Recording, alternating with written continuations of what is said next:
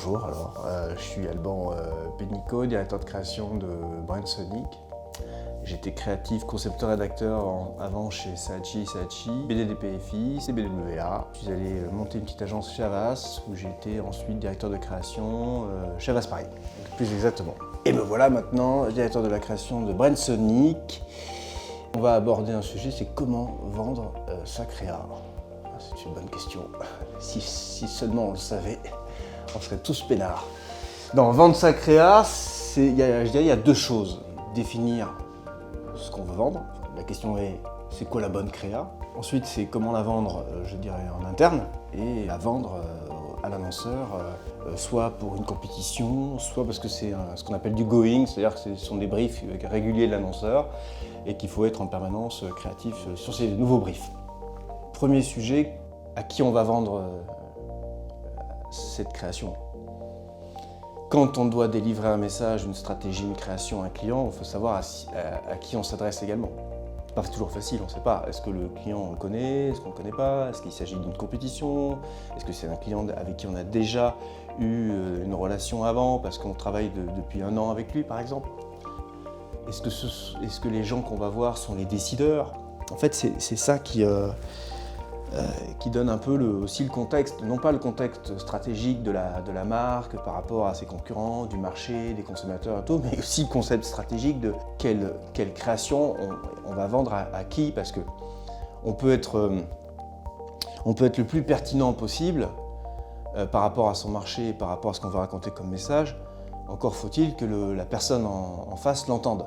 Pour ça, il faut connaître un peu, essayer de connaître un peu le client, essayer de se mettre un peu à sa place.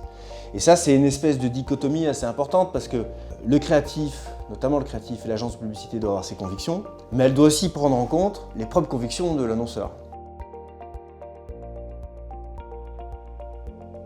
Pour vendre sa créa, c'est définir quelle est la bonne créa. La bonne créa, c'est malheureusement pas la meilleure création, parce que la meilleure création, elle a peut-être pas de brief en fait. Nous, on a un brief quand même, on a des enjeux de business, des enjeux sociétaux. Le créatif publicitaire, il a un contexte, on lui a donné un budget. Est-ce que ce sont des objectifs de vente? Est-ce que ce sont des objectifs d'image, de notoriété pour la marque? Il y a tout ce contexte-là, il y a une stratégie à court terme, à long terme.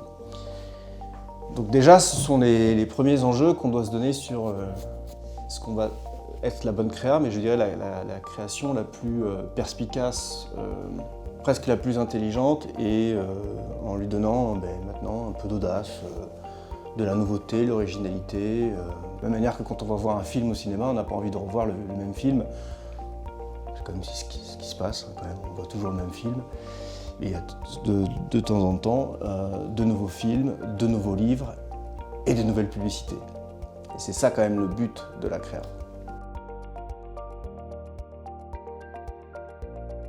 Donc normalement l'annonceur, surtout quand il s'agit d'une compétition, il y a la stratégie, toujours dans cet ordre-là.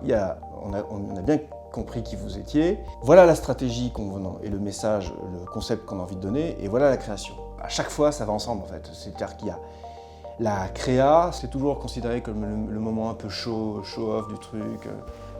Ça y est, c'est la créa et tout, mais normalement, la créa, elle doit être vraiment la continuité de la stratégie. Et inversement, c'est-à-dire que parfois, c'est la création qui va un peu orienter la stratégie.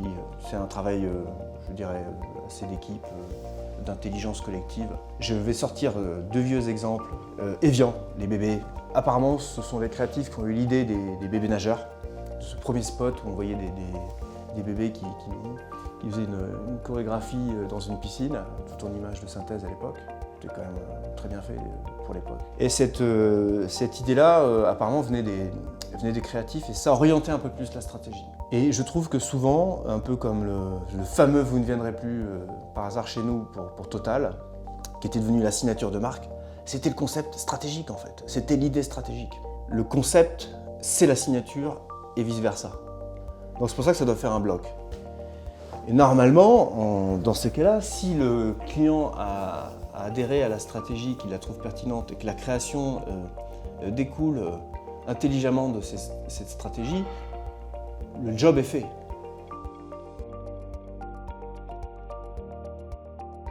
Je savais qu'il y avait un directeur de création qui a dit Il n'y a pas de bonne créa sans bon brief, parce qu'un bon brief avec la bonne stratégie, ça va de pair. Ça va créer comme un entonnoir avec un univers de contraintes qui devrait déboucher en théorie sur la créa la plus smart. La plus originale peut-être, mais aussi la plus intelligente par rapport aux propos qu'on veut donner. Le créatif, lui, doit faire ce qu'on appelle le saut créatif, il doit trouver l'idée en fonction de cette stratégie-là. Et à lui maintenant, un, de trouver la bonne idée, deux, de savoir convaincre ses équipes. Ça, c'est compliqué. C'est là où il y a souvent je trouve un schéma personnel, un peu de ce qu'on a en tête, de ses propres avis, de ses propres convictions par rapport à un ensemble de gens qu'il va falloir mettre d'accord. Il y a une discussion. Le créatif, il doit étayer son propos. C'est pas facile. C'est pas toujours facile de trouver les arguments pour dire que c'est la bonne créa et qu'on sent que c'est la meilleure créa. Je crois qu'il ne faut pas hésiter dans ces cas-là à aller chercher des références pour créer son univers d'arguments, parce que de toute façon, en fait, si vous bossez pour l'interne, vous êtes déjà en train de bosser pour l'externe. Si vous êtes déjà en train de convaincre vos propres équipes, vos collaborateurs, vous êtes déjà en train d'essayer de convaincre le client. Ensuite, il faut la vendre, cette création. Il faut la vendre, mais il faut souvent nourrir le client. Je parlais tout à l'heure de nourrir le client, c'est que si tu arrives en disant il faut faire cette pub-là, t'as pas le choix, c'est une connerie. C'est-à-dire, par contre, nous on pense qu'il faut faire cette publicité-là parce que il se trouve que dans votre secteur, maintenant aux États-Unis, souvent aux États-Unis, ou en Asie maintenant, ou en Angleterre, le marché il est en train d'aller vers là, et puis attention, il y a les GAFA qui sont là, donc nous on a tout analysé parce qu'on a le temps de le faire, on est payé pour ça, on pense qu'il faut faire ça. Tu es déjà en train de plus nourrir tes arguments, mais les arguments ils sont aussi bien sur la stratégie que la création. Après, il y a un bénéfice souvent pour le créatif, l'annonceur, se dit, bon, le mec, c'est son idée, il a des convictions, il est convaincu par son truc, je vais un peu l'écouter. Pour le directeur conseil, tu vas te dire, bon, lui, c'est vraiment un enfoiré, il veut me vendre sa soupe en permanence, je le connais celui-là, mais tu peux te dire aussi, le mec, il est persuadé de son conseil, il a étudié le marché, il sait de quoi il parle. Et ça, ce sont les a priori des uns et des autres. Et c'est pareil chez l'annonceur. Tu as l'annonceur, quelle est sa maturité du marché? Soit il connaît un peu déjà les agences de pub, les agences conseils, et il va voir, il connaît un peu ses interlocuteurs, donc il va se créer son petit univers par rapport à ça. Ou tu as l'annonceur qui connaît pas bien les gens à qui il discute, qui connaît moins le marché publicitaire et tout, et qui va un peu plus patauger dans la semoule. Voilà les 6 facteurs qu'il y a, les 6 variables à prendre en compte. Il y en a beaucoup d'autres évidemment, mais je dirais les 6 gros variables à prendre en compte qu'un créatif doit avoir quand il va présenter sa création. Il faut se dire dans ces cas-là, qui est mon interlocuteur? Quelle est sa connaissance du marché?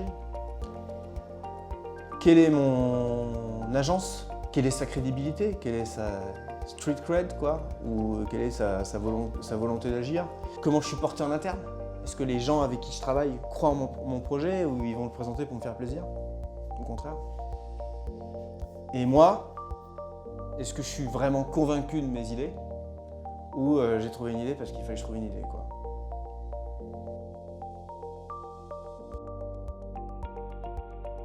Donc les 2 éléments les plus importants, c'est évidemment d'être à l'écoute. C'est le plus important, c'est d'être à l'écoute, comprendre les problèmes de ton client. Et puis deuxièmement, c'est d'être force de proposition, c'est-à-dire que régulièrement, il faut le nourrir. En fait. Si on est payé pour ça, en fait, on est payé pour lui amener du conseil. On appelle ça l'agence conseil, donc c'est du conseil stratégique et créatif. Donc régulièrement, s'il n'y a pas de brief, déjà, c'est au moins alimenter son client sur voilà la strat, voilà où est-ce qu'on en est, où est-ce que vous devez aller demain, après-demain, dans 2 ans, 3 ans, etc. Et voici les créations qui vont accompagner tous ces messages qu'on veut porter. Maintenant, il y a 2 cas de figure. Dans ces conseils-là, soit c'est des conseils qui vont aller dans le sens de ce qu'un client va entendre, soit ce sont des conseils très intelligents, mais qui disent il faut plutôt aller là. Et les deux cas de figure, c'est soit tu as un client qui veut être à l'écoute de ça et qui va suivre ça, ou qui n'a pas envie qu'on l'emmerde et qui veut qu'on lui fasse ce qu'il demande, et basta. Il n'y a jamais soit l'un soit l'autre, c'est souvent un mélange des deux, quoi.